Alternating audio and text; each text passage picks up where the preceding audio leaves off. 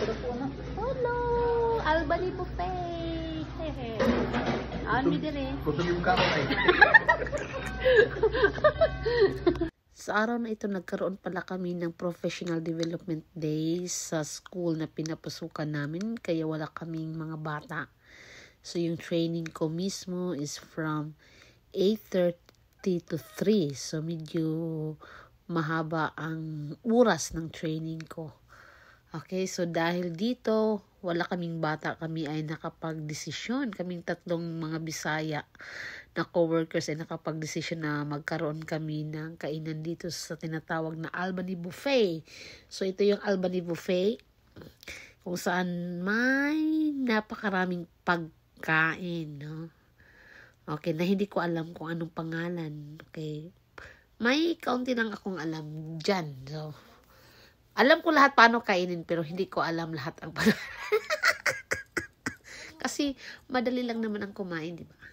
Masarap ang pagkain nila at yung place nila ay malaki at malinis at very affordable ang price, no? So, bawat tao ay $20 or 19.99 something. So, considered na lang yan siya na $20. So, tatlo kami pumunta doon. Yan si Ate Irma. So, ayan. So, talagang busog na busog ako, no? Gusto kong kainin lahat pero hindi talaga makaya. Kasi ang dami, no? Sabi pa ng aking kasama na dahan-dahan lang.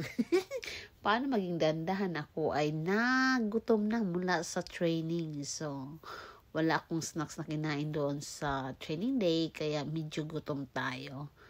Kaya yan. So, ang kainan na ito ay malaking tulong na naibsan ng aking hunger mula sa training day. So, ayan. At busog na busog ako pagkatapos. Sulit na sulit ang $20 na binabayaran namin o binabayaran ko. So, yan yung table namin. So, yan. Okay.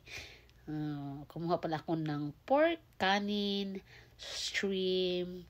Yan sa aking kasamahan yan. So, ano pa yung kinuha ko? Itlog. Oh, yan.